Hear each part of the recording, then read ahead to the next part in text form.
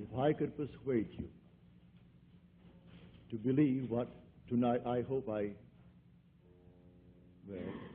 will try to, your entire world would change.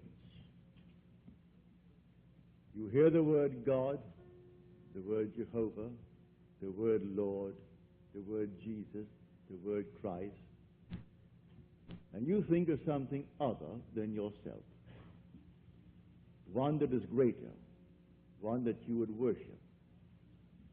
Tonight it is my purpose to show you that God and the I of man are one. When you say I am, that is the God of Scripture. Confined as you are, you think, how could it be? God created the universe and sustains it. And here I am, like a little worm, 10 years, and then I vanish. But now let us turn to Scripture. We turn now to the 16th chapter of Matthew. And the question is asked of the disciples, the followers, those who have heard him. And he said to them, who do men say that the Son of Man is? And they reply, well, some say John the Baptist, come again. Others, Elijah.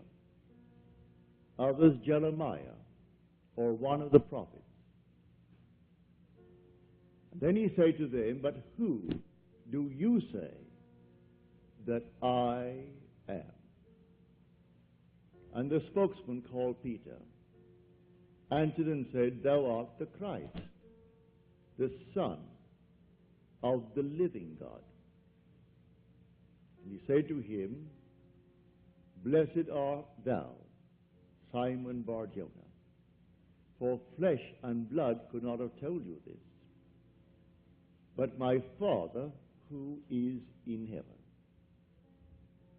So here he equates the Son of Man with the eye of man, not the organ that sees or through which you see, but your sense of awareness, that I amness, when you are aware of being, your consciousness, your human imagination. So he equates the two. The Son of Man spoken of in the Old Testament and brought forward into the New is nothing more than the I of man. And he calls it the Christ, and defines Christ as the Son, of God. Now we find Christ being defined in the New Testament as the power of God and the wisdom of God. So the eye of man is the power of God and the wisdom of God. If man does not know it, well, then he will not exercise that power. He will not exercise that wisdom. So tonight I am trying to persuade you that when you say I, before you say anything, that is the power and the wisdom of God. You can't separate the power of God and the wisdom of God from God. So you will say in the end, I and my Father are one, for he is called the Son of God. Now we are called upon to test this, if it be true. Can we test it? I hope you'll put it to the test. When I tell you that your own wonderful I amness is God, though prior to that you believe that you are little something, moving across the earth for a few years, 70 years, and then you will vanish, in the hope of some restoration, but a hope, no assurance. Well, now I'm going to tell you that you really are God. Your own wonderful consciousness, your human imagination, that is the God of Scripture. And there is no other God. Imprisoned as you are in these bodies of flesh, You did it for a purpose. Now let us see what it tells us about this Son of Man that is now equated with the I of man. No one has ever ascended into heaven but he who descended from heaven, the Son of Man. You'll read that in the 3rd chapter, the 13th verse of John. So here we find you are a pre-existent being. No one can ascend into heaven but he who descended from heaven, the Son of Man. Your ascension in the next verse, the 14th verse, is showing you how you ascend. As Moses lifted up the serpent in the wilderness, so must the Son of Man be lifted up.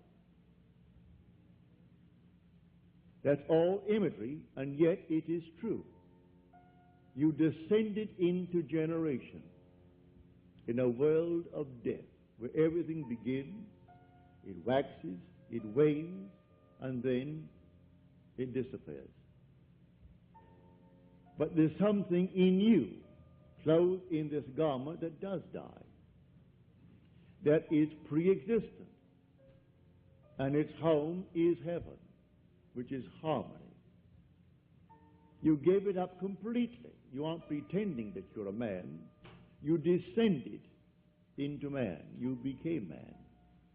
With all the weaknesses, all the limitations, all the restrictions of man, to experience this world of death and decay.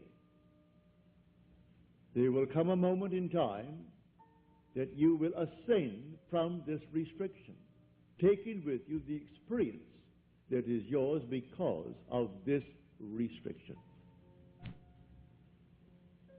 And you will ascend in the same manner that Moses lifted up the serpent in the wilderness. That was an adumbration. That was a foreshadowing. You will rise from the base of your spine, up your spine into your own skull, for heaven is within you. And you will rise like a fiery serpent, without any loss of identity. The form you wear, I hesitate to describe it. I will tell you that your face is human, your hands are human, your voice is human, but do not ask me to describe the body that you wear. It's infinite power, infinite wisdom, and yet it is a form. You are that fiery being that descended, not because of anything that was wrong when you descended. The fall is not because of any mistake on our part. It's a predetermined plan to come down into the world of death and decay and overcome it. If coming down, wearing these garments, we knew who we were, pretending that we were men, we could not accomplish it. Any more than an actor on the stage, pretending that he is Hamlet, can actually play that part. He has to actually assume it, but even then it is still with a little something in his mind. He knows he is the great actor who tonight will go home to his lovely home, and he'll take off the garment and hang it up once more, and tomorrow he'll replay the play. You don't do that in this play of God. You don't take off the garment. You wear it for your 10, and if by strength, your 40, or maybe even longer, or shorter. But the I of man is the God of Scripture. Put it to the test. Let me now, first of all, before we go into the testing of it, make clear what I said on the last lecture night, Friday night, prompted by a question that was asked here. For I had said in the previous lecture that there are ranks in heaven as they are on earth. For this is only a copy. Everything here is a shadow. It's a copy of the eternal realities. And in the 12th chapter of 1 Corinthians, Paul describes the 10, or the 8 ranks. He does it many times, but he never changes the first two. The first is always the apostles. The second, the prophets.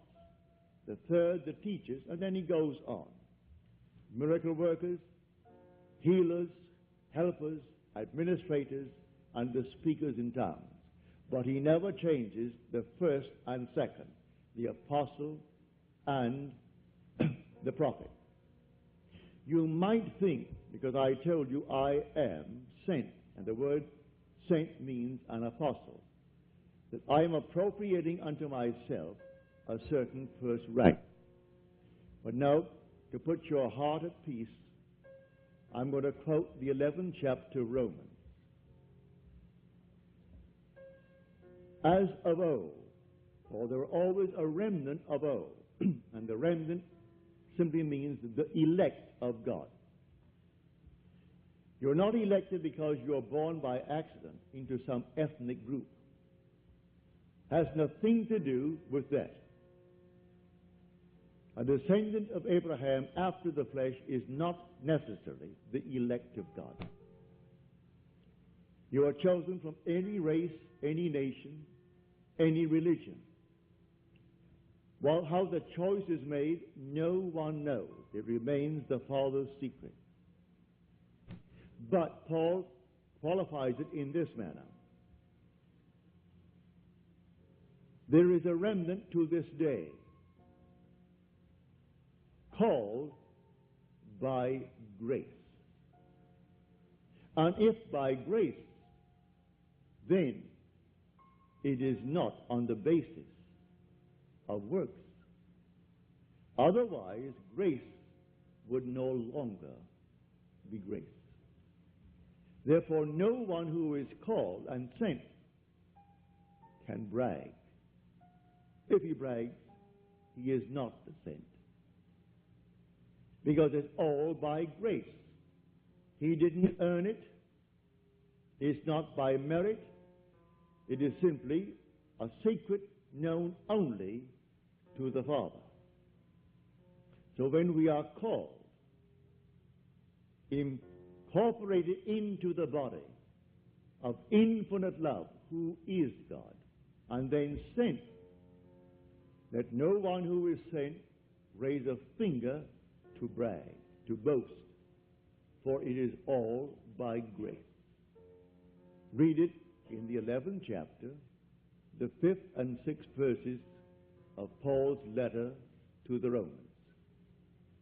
So now I have stated that. So do not think for one moment when I tell you I have been called and sent that in any way I am trying to act superior.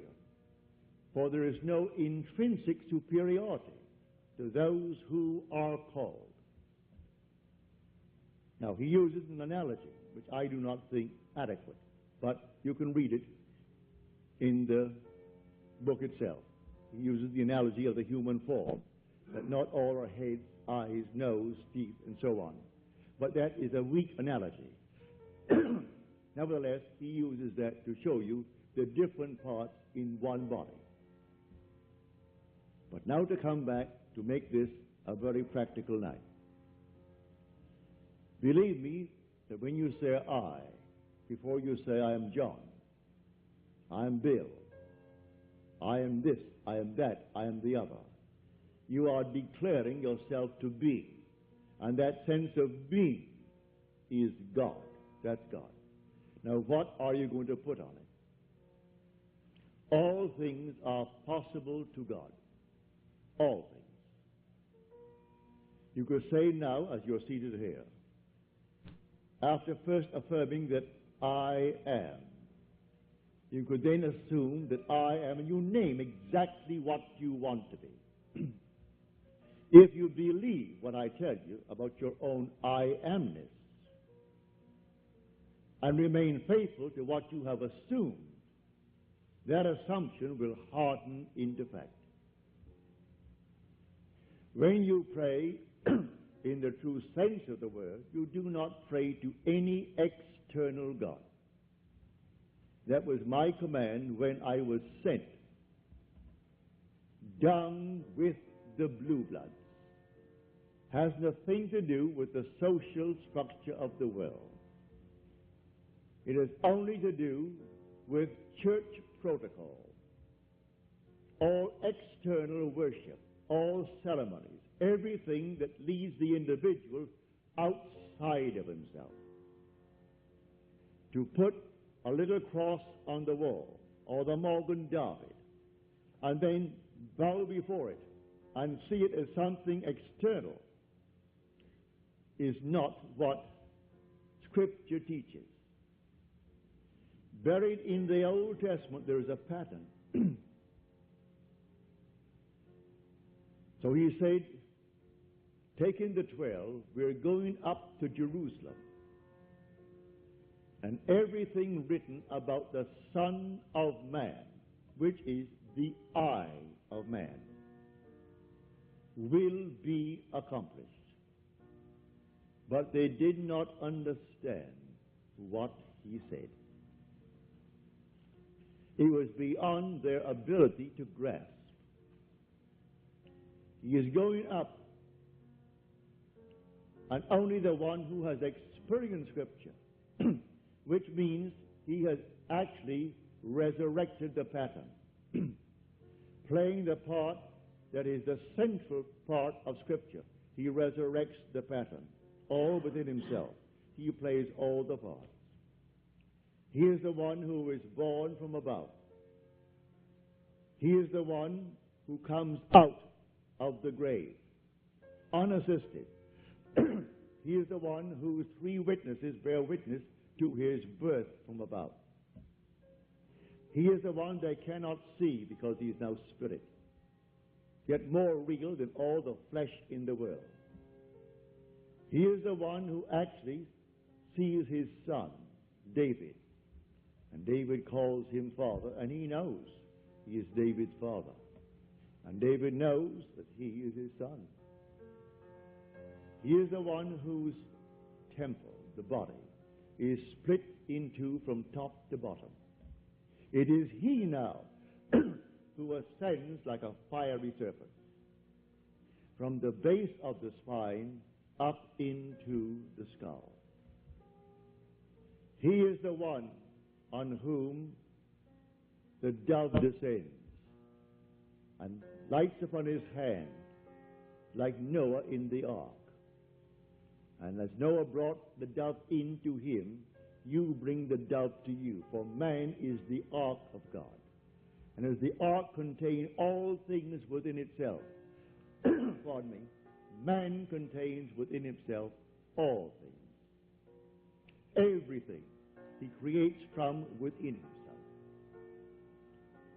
And this pattern, the individual awakens within himself.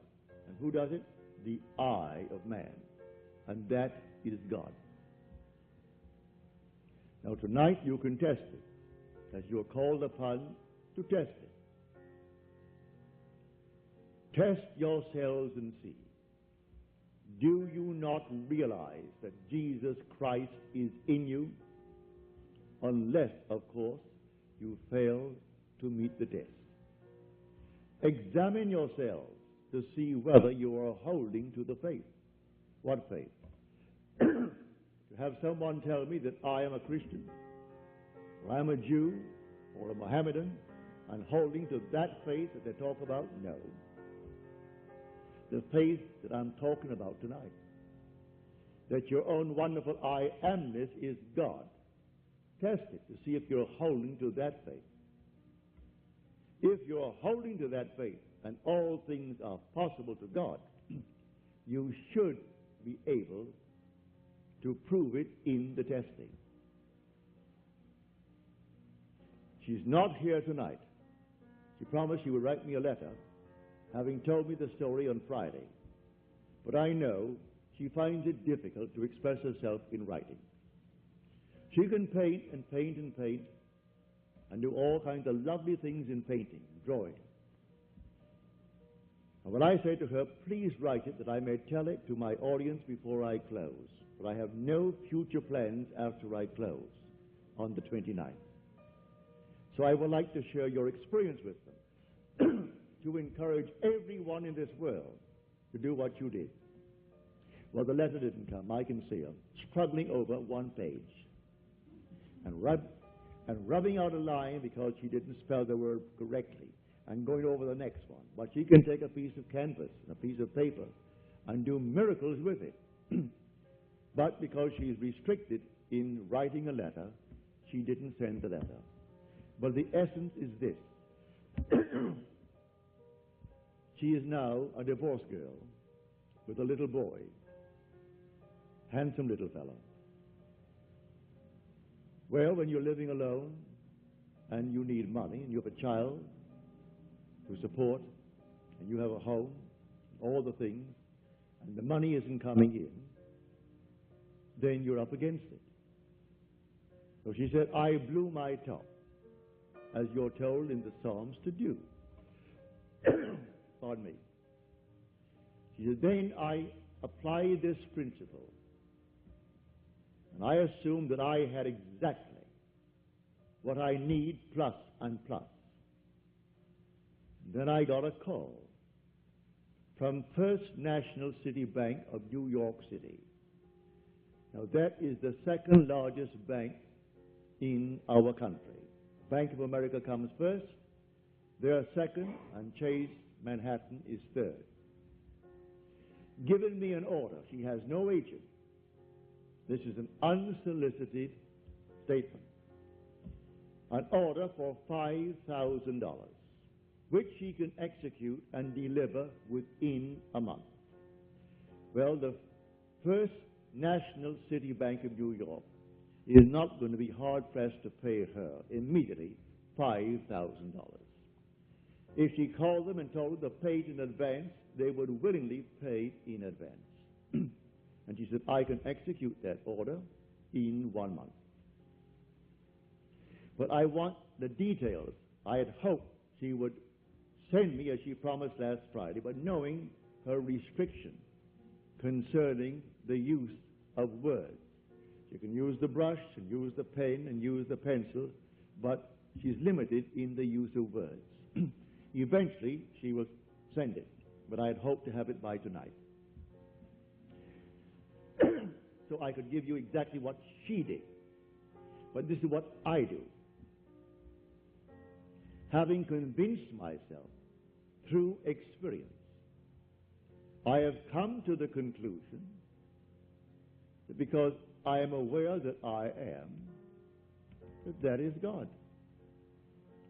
For if by him all things are made, and without him is not anything made that is made, and I start from scratch, only imagining a state, and then I boldly assume that it is real, that I am actually experiencing that state now. And then in the not distant future, that state crystallizes in my world. Well, then I have found God. I have found the source of the phenomena of life. My only concern then is to share it with others and tell them, for they're all one. We are one. No one is greater than the other, not fundamentally. In his claims of what he is in the world of Caesar, he has more money, or he has so-and-so and so-and-so, but basically the same creative power in the man tonight behind bars serving life is the same creative power of the one who sentenced him to life. It's the same being. There is only one God. Hear, O Israel, the Lord, our God, the Lord is one. And the word translated, the Lord, is Yod, He, Vav, He. Properly translated is I am. When you go unto the people of Israel and they ask you, what is his name? And you claim that the God of Abraham and the God of Jacob and the God of Isaac sent you. You say unto them, I am has sent me. That's my name forever, and by this name I shall be known throughout all generations. But man finds it difficult keeping the tense, and so he speaks of thou art, or he is, and he never actually comes down to the fundamentals and knows that I am. I am the cause of the phenomena of my life, good, bad, or indifferent. I have to live with it and change my assumptions if I would change the world in which I live. But now, can I help a seeming other? I say you are myself pushed out. Can I help another? Yes, because there's only one. If your request of me comes within the framework of the golden rule, something that I would like done to me, then I can willingly help you. If you ask of me that which does not come within the frame of the golden rule, do not ask it of me. I grant you complete freedom to go elsewhere and go to anyone who will tell you they can do it in spite of what he said. Go ahead. But if anyone asks of me any request, all that I do is this. It's so simple. We are told in Scripture, whatever we ask of him, knowing that he hears it, it shall be done for us. If we know he hears it. Well, can you imagine you seated here on the surface of your being, a rational being, knowing something that the depth of your own being that encompasses you doesn't know? So you know, and you think, well, he doesn't know. Well, read that in the story of Ezekiel. You'll read it in the 38th chapter. And these are the elders of Israel that went into the dark room. And they are carving on the walls all gruesome things. And they said within themselves, the Lord does not see us. And the Lord is speaking to his prophet Ezekiel. And he said, the elders of Israel say that I do not see them. And watch what they're doing, making all these abominable things within the great cavern. They will all reap them, because I see everything that the elders of Israel see. But they think because it's dark and it's a cavern, no one knows what he is doing. That God doesn't know it. I have said time and again, there is no fiction in this world. You might have heard the story, and you read the story, concerning the seajacking of the Queen Elizabeth.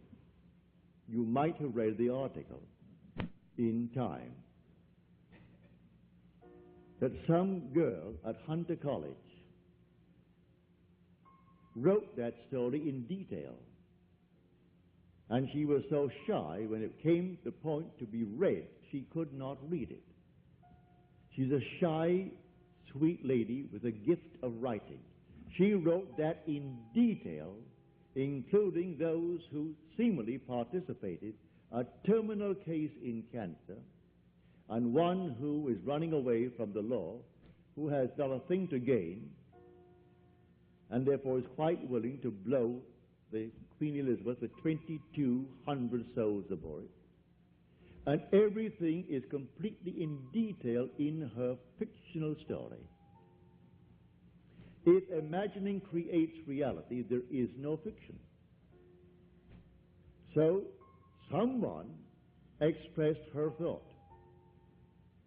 and called the captain while at sea and demanded $1 million and would settle for $350,000. Well, it must have cost them, I should say, more than $1 million to stop that huge hulk in mid-Atlantic and then feed 2,200 people 4 times a day for the extra meals that they would have coming to them. Plus all the things that you put it all together, it would cost more than $1 million. And a little girl, possibly writing this for her PhD or writing it for some reason, and she writes it in detail. They gave her name so you can contact her. They gave the school is Hunter College in New York City. And everything in detail, pardon me, is told in that story. So I tell you, you sit down and write fiction. Need not put it down. My friend wrote fiction. She had a large sum of money coming in. And she went to town within herself, and she wrote in herself and blew her top, as it were.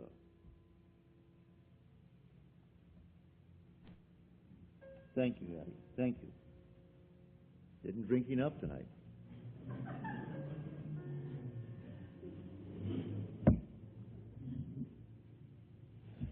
So she, in the depth of her own being, conjured the sum of money that she needed.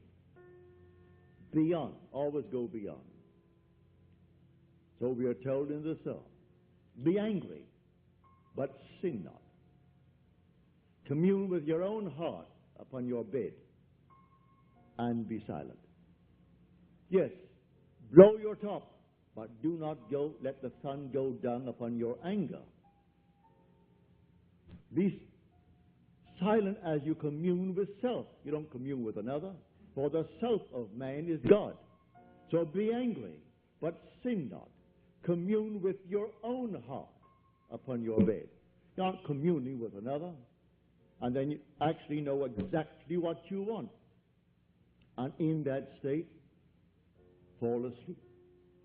And in a way that no one knows, and you, in your surface mind, you do not know, it will all come to pass.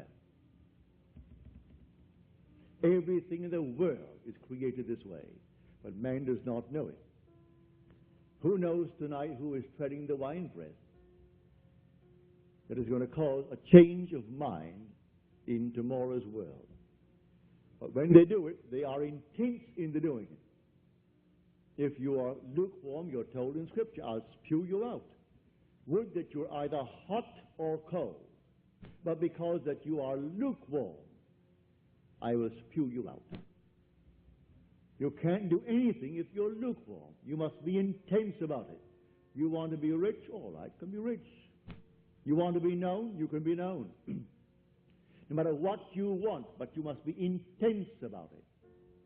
And then commune with your own heart upon your bed, and then let it drop. You'll read that in the 4th Psalm, the Psalm of David. So I say to everyone here, believe me, your own wonderful I amness, your consciousness, your wonderful human imagination, that is God. And all that you behold, though it appears without, it is within, in your imagination, of which this world of mortality is but a shadow. So you can change the shadow if you change the object, for you are the light. He said, I am the light of the world. Change the object that you're holding within yourself and identifying yourself with it. Change that object, you're light enough, and you'll cast a new shadow upon the world. So you say, I am, and you name it. And then you say, I am unemployed. No, I am gainfully employed, making more than I've ever made before. Don't ask yourself how, why, and through whom. That is not your conscious reasoning mind's concern. If you take the intellectual background, the educational background of those who are making top money in the theatrical world, I doubt that they could pass any college examination. I don't think they could pass any entrance examination to college. Yet they're making $1 million, $2 $2 million a year. Do you think Bob Hope could pass today's examination for entrance into college? Well, all of his material is written for him anyway. Can't even write that. But he has millions, all right, because that's how he dreamt. May I tell you? I know the background of the man. A friend of mine who is now gone from this world played in vaudeville with him. And he would borrow from my friend every week a sum of money because he had to go to that post office and buy a postal money order and send to his bank. He borrowed money that was interest-free because he was sending in money that was not interest-free. He had to send a certain sum of money every week, and he would send it into his account. And borrowed from my friend Harry Webb, who had a band, and they played together. Not in the same act. Harry had his own act. He has a small band. And Harry was the outgoing personality who didn't care about money, and so he wanted money. Hope wanted money. He would loan him the money. He always paid it back the next week and borrowed it again because he had to have so much in that bank every week. And when they would go into a restaurant and food was left over, like bread and butter, who took it all home? Bob Hope. Bob took all the buns, all the rolls, everything that was there uneaten. He paid for it, and you paid for it. You don't want it, Harry, do you? No. All right, so he took it home. So he has 400 million, so they claim. That was his goal in life. If that's your goal, have it. I speak of another goal, the goal of awakening to who we are. When man awakens from this dream, the whole vast world and all that it contains is as nothing to the being that you are. You came down from heaven, where the whole is yours. As you're told in the 50th Psalm, if I were hungry, I wouldn't tell you, for the world is mine, and all within it. The cattle on 1,000 hills are mine. So why should I tell anyone of my need when it's all mine anyway? I would slay and eat. When you awaken, you don't ask anyone if you awaken from this dream of life. But while you're in it, all right, we're one. This little hand of mine, if it begins to itch here now, it's easier for me to take this hand that is not attached to this and scratch it, and to try to bend this thing out of shape to scratch the back of it. I could rub it here, but why not? This is easier. And take a part of my own being to ease the itch. We're all one pushed out. So you can do it. Ask anyone that you trust. May I tell you, he isn't, if he knows how to pray, he isn't going to burst any blood vessel. He isn't going to get down on his knees and pray to any external God if he knows how to pray. He isn't going to beg of anyone in this world. What he will do, he will simply represent you to himself as one telling him that you have what you asked of him. And when he is satisfied that you told him that you have it, don't ask the second time for the same thing because he is not going to listen to you. He heard it, he is still hearing it, and he will continue to hear it until that which he has heard is perfectly externalized. So don't think you need several treatments. That's a lot of nonsense. Treatments for what? It either is or it isn't. So when they start getting you on the hook and say, no, I think you'll need more treatments. You'll need more treatments. She or he or the crowd, they do not know what they are doing. When you pray, go within and close the door of the senses. Deny all that seems so obvious. And your Father who is within will reward you openly. But commune with self, for you and the Father are one. So you commune with self. And what does he tell you? Exactly what was asked of you. He heard it, and he has all the ways and means that you on the surface of your being know not of. He will do it. You can ask anything of one if it comes within the framework of his code of ethics. Don't ask anyone who knows how to pray something that does not come within his golden rule. Do unto others as you would have them do unto you. Just as simple as that. And most of the requests would come within that rule. And so you simply hear it. And then you drop it completely. And in the depths of your own being, you're still hearing it. And the Father knows all means, all ways. And so he singles out the best way to externalize it. Here in New York City, many years ago, this lady, a lady of considerable means, she left her home in New York City and went off to Paris with her 2 children, leaving her home and her maid. Before she returned, the maid took all of her furniture and took it away. When she returned, the apartment was there. Rent was paid every month. But there was no furniture, not a thing in it. She employed a private agency, told the police department, told all the authorities in New York City, and plus her private agency. At the end of a few months, they did not turn up one thing concerning that stolen property. She came to see me. I said, all right, you're seated there and I'm seated here in my apartment, aren't we? Now, you are not seated in my apartment. You are seated right now. Close your eyes. You're seated in your own apartment. And you had a grand piano? She said, no, I had a piano, but it wasn't a concert grand. It was grand, but not a concert grand. And on it, I had my pictures of my 2 children. And I had pictures of the wall. She told me what they were.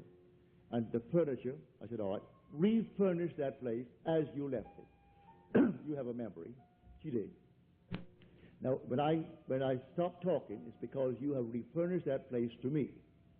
Now, you're going to go in, and you aren't going to see your apartment from my apartment.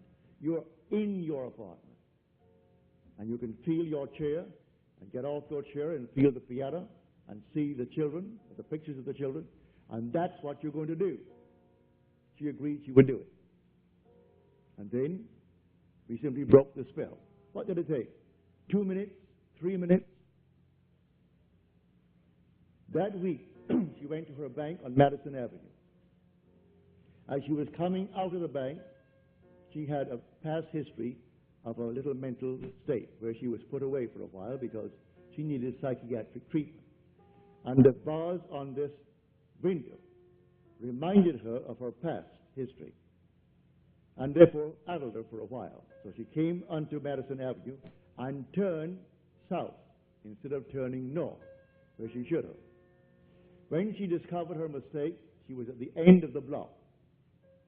When she got there and discovered her mistake, she looked down, and 2 very familiar ankles were standing right before her. She came up to the face. That's her maid. And the maid spotted her and started to scream. She went over to the maid and grabbed her before the light changed and hailed the oncoming taxi and said, you're taking me right now. And the maid, who could have killed her, she was so big and strong, was so reduced to impotency because of the discovery. And the maid took her to the place where she had stored that furniture. She said, I'm not bringing action against you. I want my furniture. And she got it back into her own apartment within the week. A seeming mistake was the way the Father laid her. All I ask is to go to the end. If I go to the end and give thanks to the end and for the end, it's done. Now let the one in the depths of my own being devise the best means to take me to that end. The end is where I start. The end is my beginning. And that is a story that I know from personal experience.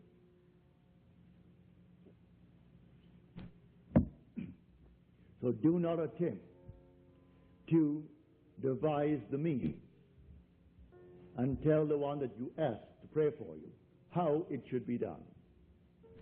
He will lose all interest and turn his back and say, go elsewhere. You don't go into a doctor's office and tell him what he should do. If you go to him because you trust him, well then you either going to trust him and continue, or you're going to leave him. Well, if you go to someone that you really believe who knows how to pray, don't tell them how to do it and what means should be employed in order to do it. He is going to go to the end if he knows how to pray. The end is where we begin. In my end is my beginning. And we're always ahead of our evidence. So I go to the end. I see the whole thing done and then drop it and let it happen in my world. So to come back, the I within you now, when you say I, no matter how little you have thought yourself so far, may I tell you, you are the infinite God. And when the story of Jesus Christ repeats itself within you, you will know it's all